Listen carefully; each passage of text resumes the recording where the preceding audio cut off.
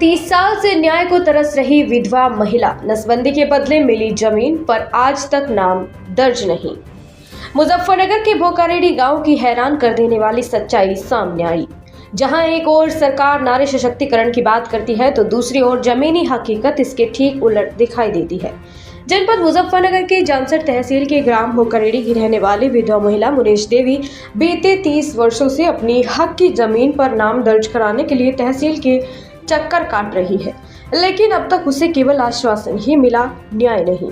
आइए नजर डालते हैं कि क्या है पूरा मामला। दरअसल वर्ष 1993 में नसबंदी प्रोत्साहन योजना के तहत स्थानीय लेखपाल ऋषिपाल ने मुनेश देवी से कहा कि विधवा हो, नसबंदी करा लो, सरकार जमीन देगी।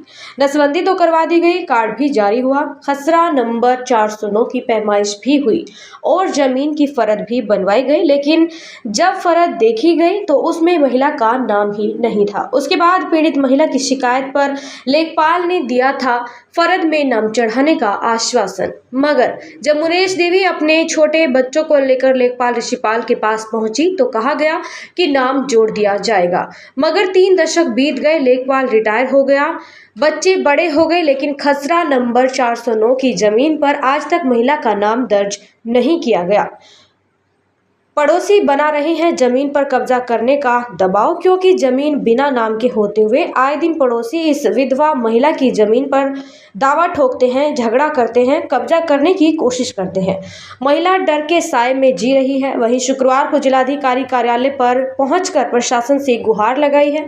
जानकारी देते हुए बताया कि वर्ष 1993 से आज तक बार बार तहसील व लेखपाल के दरवाजे खटखटाने के बावजूद कोई सुनवाई नहीं हुई। अब महिला ने जिलाधिकारी मुजफ्फरनगर को पत्र लिखकर न्याय की गुहार लगाई है और अपने नाम से खसरा नंबर 409 में जमीन दर्ज कराने की मांग की है। अब सवाल सीधा सरकार से यह है कि क्या यही नसबंदी योजना का इनाम?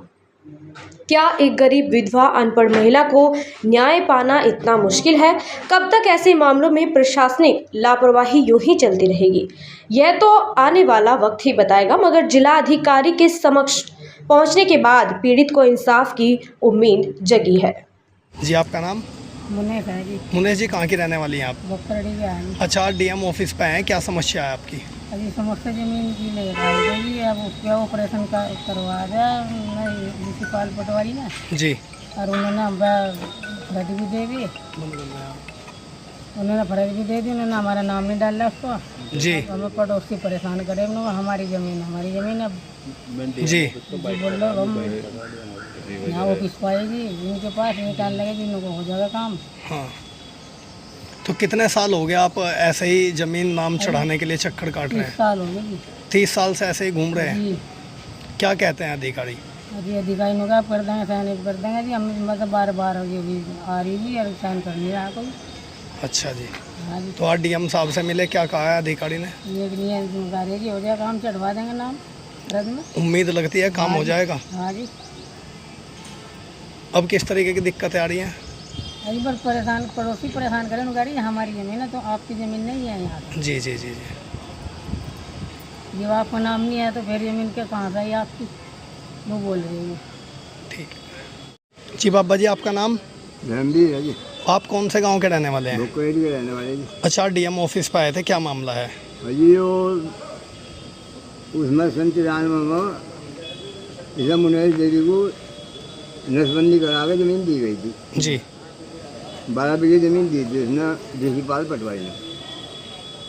अब भाई तुम्हारे जाने आने बच्चे, तुम इसमें गुजारा कर लियो, तुम्हें ज़मीन दे दें, नसबंदी करवा लो। फिर क्या हुआ? तो साहब नसबंदी करवा के ज़मीन पैमाश करके दे दी। तो अब उसमें कुछ दिनों के बाद जो दिखा तो उसमें फर्ज में नाम नहीं।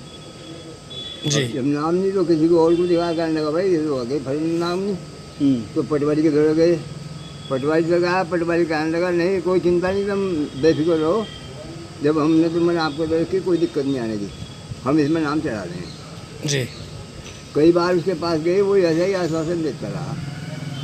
फिर जब पड़ोसी हैरान करने लगे, अब भाई ज़मीन मारी है, था नाम ही नहीं इसको, तो जब जाकर इसे भागना पड़ा। और डीएम साहब से मिले, क्या आश्वासन दिया?